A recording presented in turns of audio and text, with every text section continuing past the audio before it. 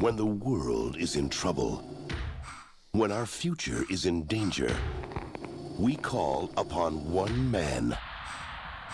But when he's busy, he calls 5 girls. Columbia Pictures presents The Spice Girls. All right, we're coming. In their film debut, Victoria, Emma, Mel B, Jerry, and Mel C.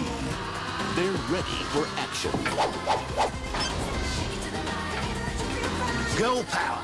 They're dressed to kill. Do you want that shaken or stirred? And thoroughly prepared for any encounter. It's a story of love. I think with boys, you should be able to just wheel them in. Yeah, and order them like a pizza. Yeah, no cheese. Compassion. It's really too hot in here. I need a fan.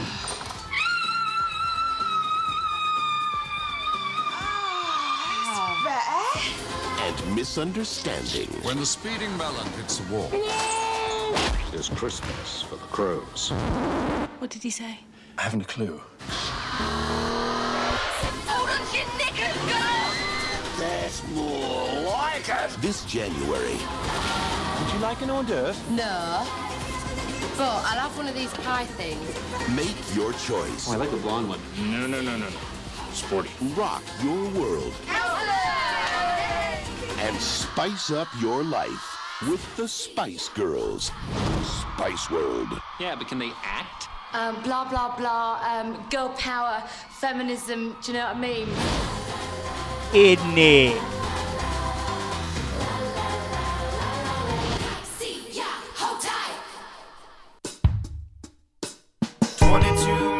Podcast. 22-minute podcast.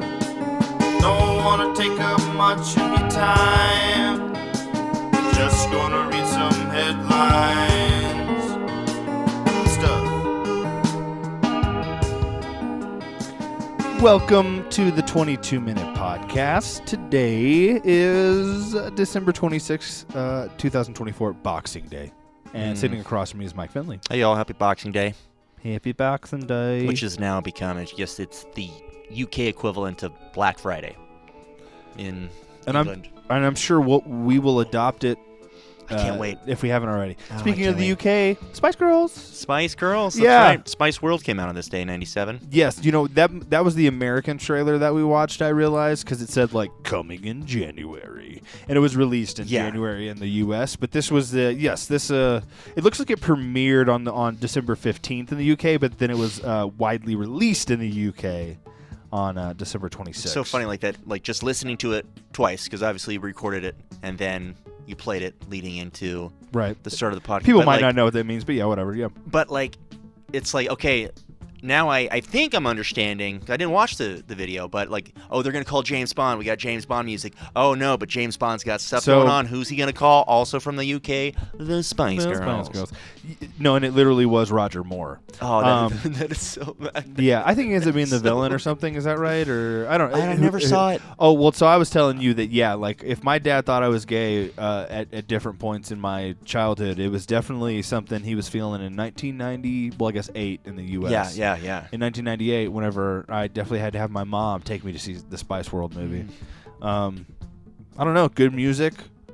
Obviously, badass ladies, and then also 8-year-old me liked looking at them. That's nothing wrong with that. Two things. Oh, I just bumped the mic. Two things. One, I want to give a shout out to my girl Casey, big Spice Girl fan. Okay.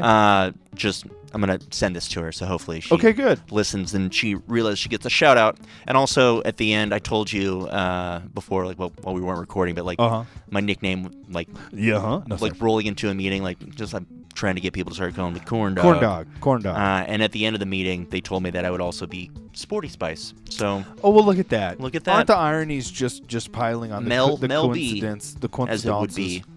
Mel B. She was the one who was, yeah, feminism, isn't it?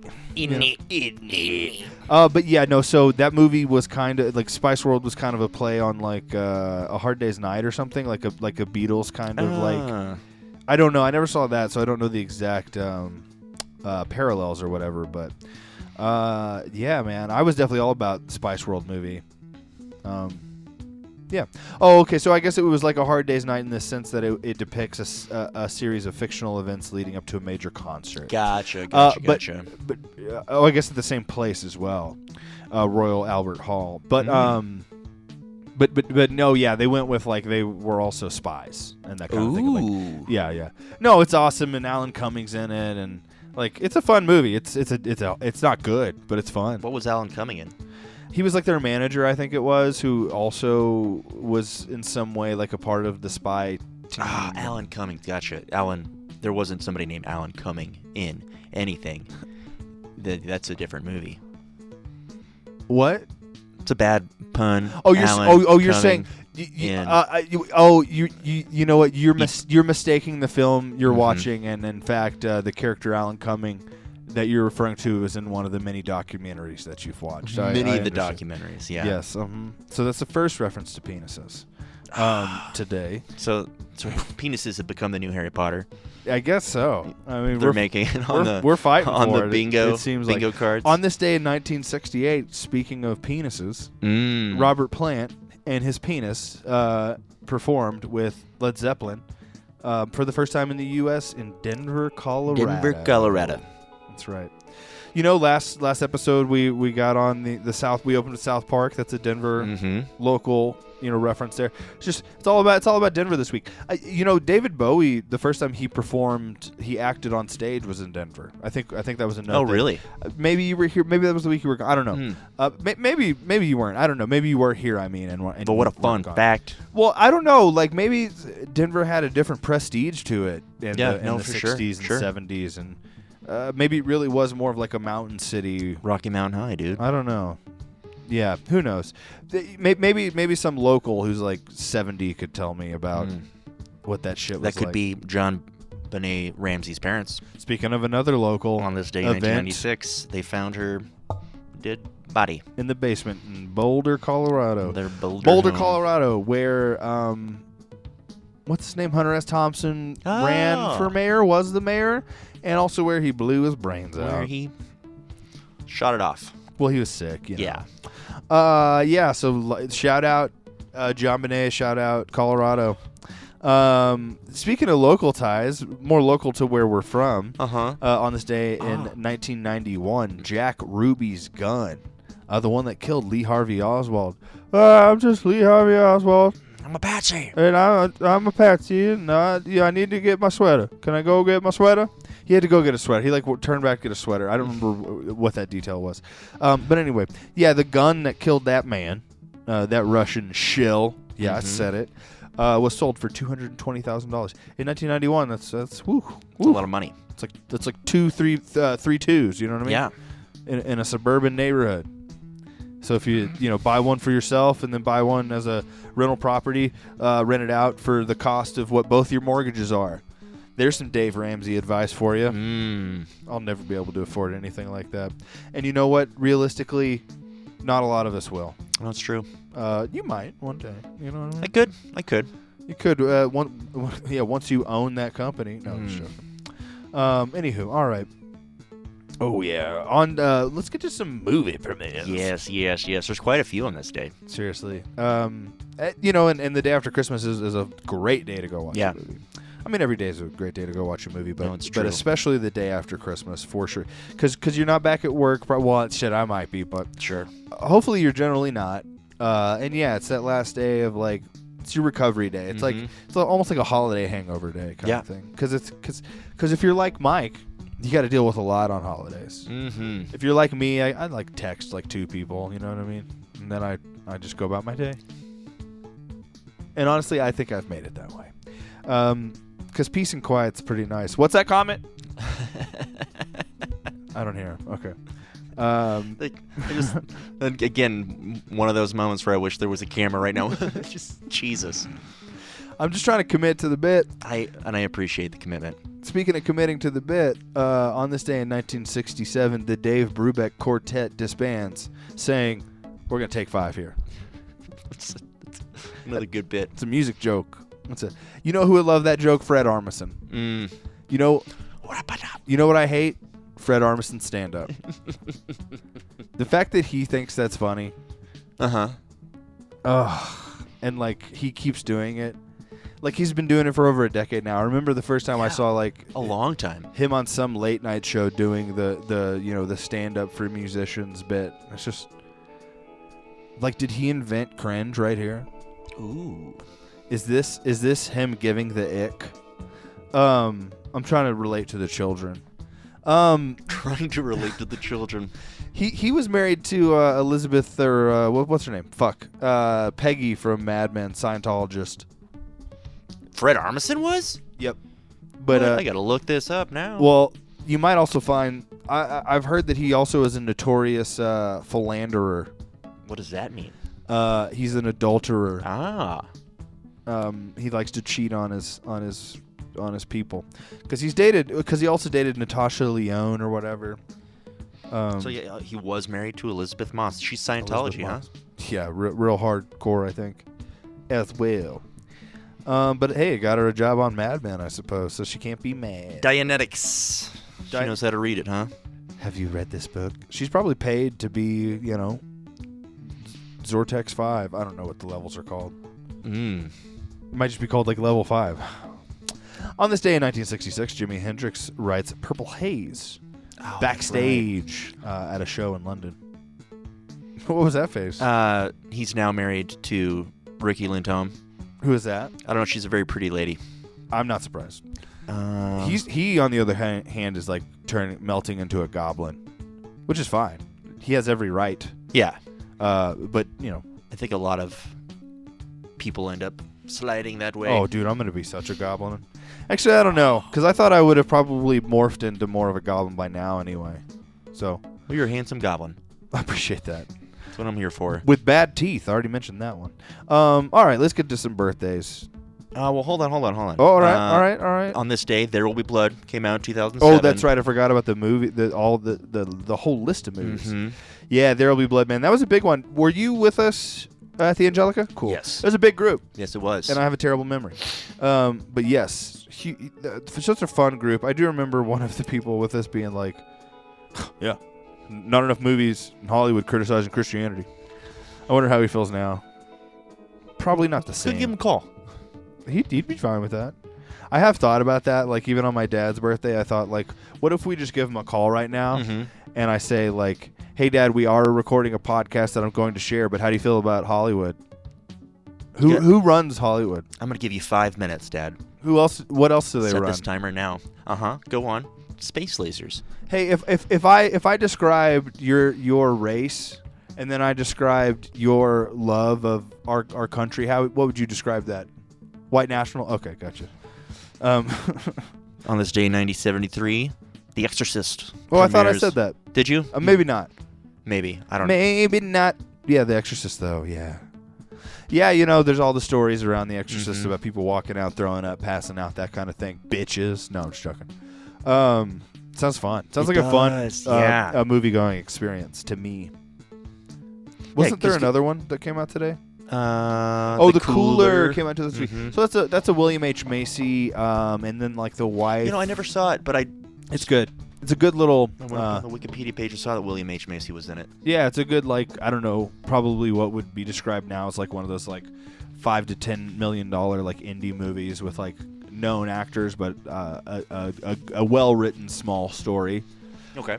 Kind of like, though based on an odd like mysticism of like what a cooler is like, and William H. Macy plays a guy who is a cooler, who his job is like he works for a casino because he seems to like have this uncanny ability to like just go sit at a table and somebody cools off and starts losing their bets. So it is a weird kind of premise in that way. And I guess like maybe it was based on one account. It seems like it's one of those things where like there was one cooler ever in Vegas history or something. Really? Well, I don't know if this is true. Okay, yeah. I'm saying it seems like one of those stories where it's like, did someone just make up the concept of a cooler? No, it was probably a very eccentric thing that happened once. Yeah. That some casino owner, It's probably easy to look up. So I'm making up something that I don't need to make up. But that's my guess. It's like one old, dude was just like, this guy has the ability. I swear every time he goes to a table, some shit like that. But it's a good movie because it creates a character who like is perpetually just like low self-esteem and always feels down on his luck because he is bad luck. And it's played by William H. Macy in 2003. So this is a man, in his 40s, late 40s, something like that. And he's already through his life. It's kind of a similar character to his character in Magnolia, just in the sense of like kind of a pitiful guy. Yeah. And really just on the other side of anywhere that he's trying to go. But then he falls in love and creates a romance with it's the wife from A History of Violence. I don't know her name, and she's been in other stuff. But anyway, she was in Coyote Ugly. She was like not the main chick, but she was the manager of the bar in Coyote Ugly. There's some pretty like also like intimate sex scenes as well. So it's involving William H. Macy. Yeah. It's an interesting movie because it really like this is such a foreign thing to this man. Yeah. And confidence is such a foreign thing to this man. And that's what you see in these moments is like him regaining his confidence. So it's not just like a frivolous sex scene. It's seeing this man change. It's seeing the character change. And sometimes that happens in the most intimate moments. Yeah. Whether that's childbirth. I mean, how many scenes do we see of hospital rooms? Yeah. That's pretty invasive if just like a private moment. But people justify reasons of filming there because it's an important character moment. And so, that's what a sex scene should do, is contribute to the story or to character. And usually if it's contributing to story, unless something notable happens during the sex, it's an unconsensual sex scene, so obviously there's a reason to depict what's happening there, or it turns from consensual to unconsensual, and you need to see that transition. So that's a plot point. It's also character. There's reasons, but watched a lot of all those canon movies. Frivolous boobs, frivolous sex scene. No point. Turning 53, the most overrated actor of the past 3 decades, I guess at this point, Jared Leto. Horrible musician, cult leader. Seems like an all-around piece of shit. Yeah. Having a B-day. Turning 38. You know nothing, Jon Snow. Kit Harington. Married that lady. Yeah, he did. Ingrid. Yeah. I guess spend a lot of time together, Yeah. I don't know. Fuck it. I guess it worked. What if someone paid both of them? What if they were like, we'll pay both of you to get married and to have a like family? $1 million for every year you stay married. We'll give you a down payment, an upfront, of $2 million each, and then we'll pay you $1 million for every year that you stay married, and out of the headlines for like going. Well, does she still act? Do you know? Because I know no idea. Okay. Yeah, she was in something. She's beautiful, 100%. Sure, she's a cute redhead lady, for sure. Yeah, he's been in. I think he was supposed to be a part of like the Blade franchise. Well, he was in the Eternals. Yeah, and it turned out that he was. He had some bloodline. Yeah, those are bad movies with the sword. Yeah, something. But then, Blade's apparently not happening or something. I don't follow that enough. I just hear through, I don't know, a video I watch maybe or something. But, yeah, who cares? I mean, I think, they kind of made a jab at it in Deadpool Wolverine where Wesley Snipes, a fellow WS, said he's the only Blade that there'll ever be. And they let that be in the movie, so I don't know. Who knows? Could just be well, that's not true. There's the TV series of a Blade. Yeah, I think that is the thing. Is like there's a couple technical different. Like I'm sure there's been a voiced once or twice Blade in some DC animated thing where like maybe it wasn't a Blade dedicated DC Marvel. It wasn't a dedicated like Blade story, but he still like had a scene. I don't know. I'm not looking it up. Turning 56. I'm not fucking my algorithm for that. No, that's crazy. Turning 56 today. The creator of Scrubs, Bill Lawrence. Bill Lawrence. He's also, I can't remember what else he's created. There was something more recent. Maybe it's that one with the chick, Allison something, the chick from Fargo. Maybe that's a Bill Lawrence. Or was that a Big Bang Theory? I don't know. He's a sitcom guy, but I really enjoyed Scrubs. And Spin City. Oh, he did Spin City? Cool. I watched reruns of Spin City. I never followed Ted it Lasso. enough. That's right. That's right, dude. Yeah, and I'm not a Ted Lasso fan, but good for him. I never watched it. Oh, he did Shrinking as well. Another one of those Apple shows, right? Yeah, I can't. I'm not. It looks dumb. I just can't. And my grandma wants me to watch it, I don't really trust her taste. What else has she recommended for you to watch? And then nothing else. I mean, she's not annoying. Like she doesn't. I don't know. She thinks about it before she recommends something. But I don't know. I upset her sometimes just with being me. And yeah. Did you know there was a television production of Rush Hour? Maybe I did when it happened, but that was also Bill Lawrence. Okay, I don't know. Yeah, detectively and at least he kept working, I guess. Wild, I don't know. Wild stuff. In 2011, we bought a zoo. That's correct. That's what that premiered. That's more of just like an inside joke for the show because I do believe that we haven't heard the last of one of us saying we and the other one of us saying Badazoo. What are you saying, Badazoo? I did it to you with Melissa the other. You said Melissa and I said Joan Hart. And that was a direct reference. That was a direct reference to your throwing me off sides with we bought a zoo. All right, we got 10 seconds. Donald Moffat, born on this day, now dead. I'm forgetting who that is. From The Thing. Oh, that's right. He was